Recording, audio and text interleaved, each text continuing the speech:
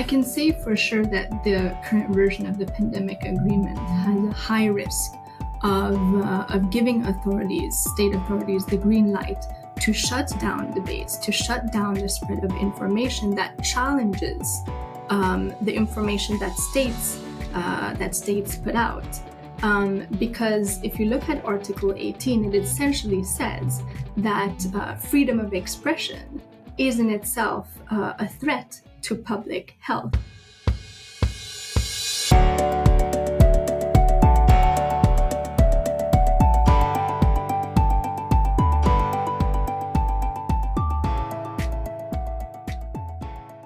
Hello and welcome to another edition of the Evangelical Times podcast. My name is Mike Judge and I'm the editor of Evangelical Times.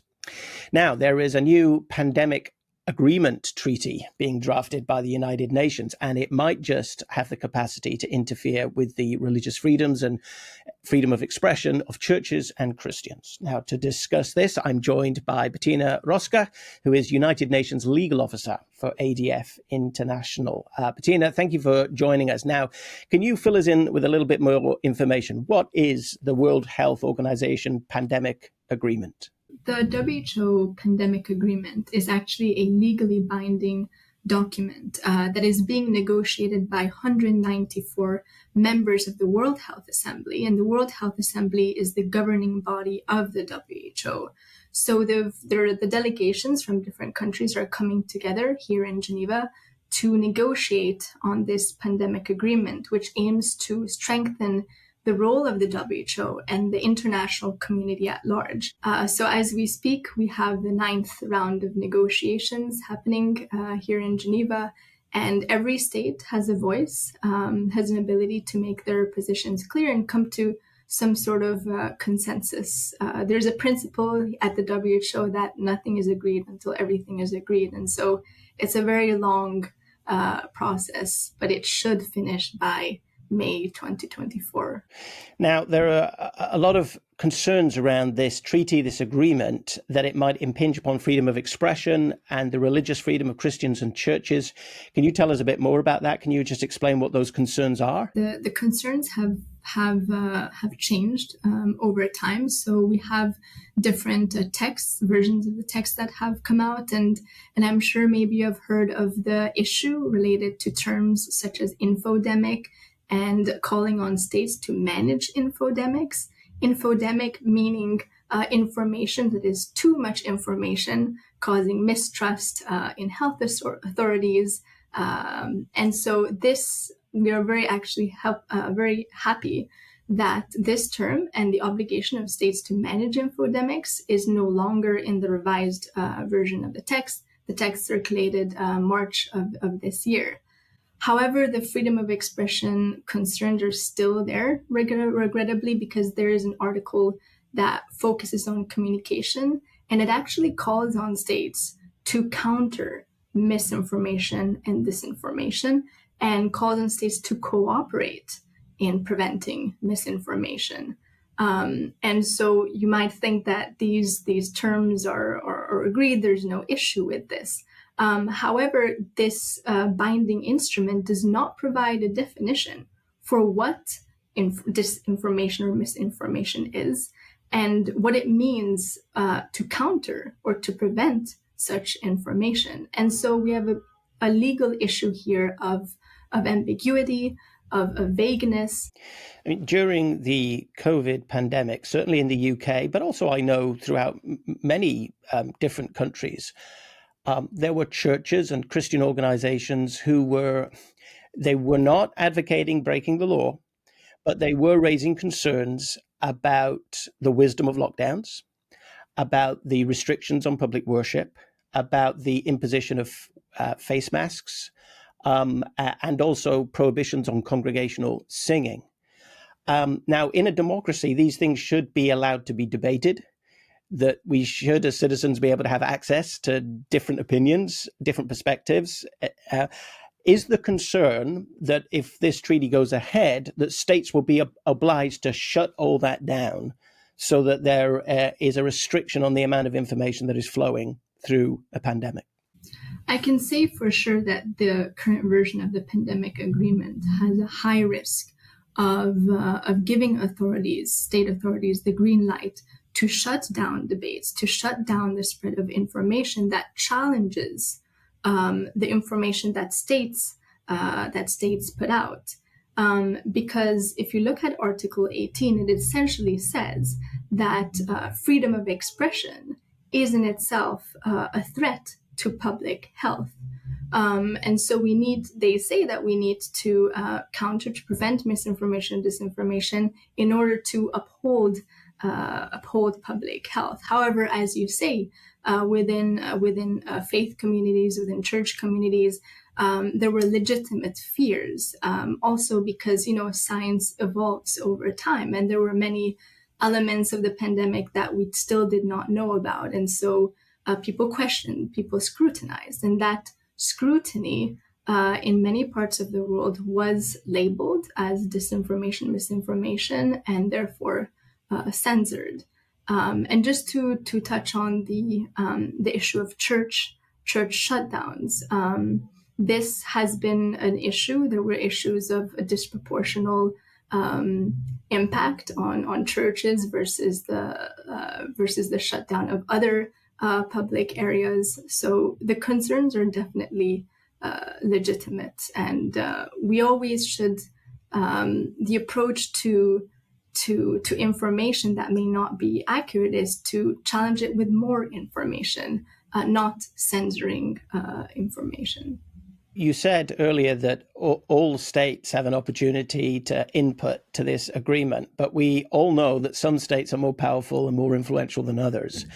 Just what impact is China having on this agreement? Because during the last pandemic, a lot of people were influenced by the way China dealt with it, and were sort of told to follow China's lead. How much influence are you picking up from China over this agreement? Well, what I can comment on is that there's a divide between what we would call the developed world and the developing states. So you see that, for example, African countries or Southeast Asian countries, they are fighting for equal rights when it comes to access to information, access to vaccines, vaccine distribution, and for the developed world, this is, they're hanging on tightly to what we call intellectual property rights. And so there's a big tension of equity. So the developing world really clinging on to this principle of equity, of equal sharing, access to whatever is needed to fight pandemics. So the extent to which certain states have authority is also for sure political, but every state in the room sitting there negotiating, has a voice. And again, it's at the end of the day, it's all about consensus, and nothing can be achieved if there is not such in the room. Now, some people might say, look, when a pandemic does happen, governments have got a huge responsibility to try and deal with that. And part of dealing with a pandemic means controlling the flow of information, and certainly controlling the flow of misinformation. What could possibly be wrong with that? Why should we be worried about that? So the problem is actually, again, legal. It has to do with the definition of misinformation. So what is misinformation? There is no definition to it. And we have seen during crises, during public health emergencies, that this term has been used to censor dissenting voices. So voices challenging what the state authorities have been communicating.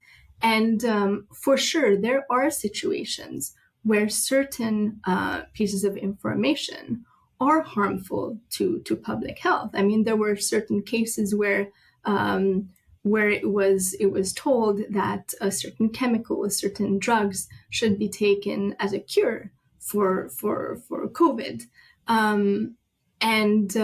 In some of these cases, it was scientifically proven to be the case. However, the question is that in such a case, how do you manage this kind of information? And the answer is not to censor it, to shut it down. The way I believe a state should react to this is by providing information that is accurate in a timely and an accessible manner. So providing this information to counter it rather than completely shutting it down. It sets a very bad precedent, and there's no guarantee that states would not, misuse these terms, misinformation and disinformation, to shut down certain ideas. If history teaches us anything, it teaches us that the way to combat a bad idea is not to censor it, but to discuss it openly. And to come at it with better arguments. And also, if history teaches us anything, it teaches us that states, given the opportunity, if you hand them certain powers, they tend to hold on to those powers and never give them back. So we should be very worried, I think, about giving national governments power to censor important information on this issue. Now, you're in Geneva. The agreement is being debated in Geneva. What is ADF International doing? What are you doing to push for more free speech protections? Yes, so ADF International is a leading legal advocacy organization, actually faith-based legal advocacy organization that has the aim really to uphold human dignity, to uphold fundamental freedoms. And one of these fundamental freedoms is the freedom of expression. So the freedom to seek, receive, and impart information of all kinds. And so we actually operate at all major institutions, and we provide legal and strategic advice to decision makers. So at the United Nations, we have the World Health Assembly. We have delegations from all over the world representing their national positions. And so what we are able to do as ADF International, as lawyers, is to provide legal and strategic expertise to delegations that are sat in the room and who are negotiating on this pandemic agreement. And for anyone watching this podcast or listening to it in the United Kingdom or indeed beyond, is there anything they can be doing? Can they be contacting their politician to at least alert their politicians to how important this issue is? Absolutely. Civil society plays an incredibly major role in this pandemic agreement. Access is obviously not easy. However, there are opportunities for NGOs, for organizations that, even human rights organizations, so not necessarily those that focus on purely health issues, to contact members of parliament, members of government, and share their concerns and have those concerns expressed in the negotiating rooms. Now, many courts in various countries have ruled against nation states that have locked down church worship in a disproportionate way. Does the pandemic agreement that is currently being debated by the UN and by the WHO, does it in any way take into account those numerous rulings that we've had from courts? Does it take into account those judgments? Unfortunately, the pandemic agreement doesn't speak to these decisions. Actually, the article that I mentioned about communication and awareness raising rather has the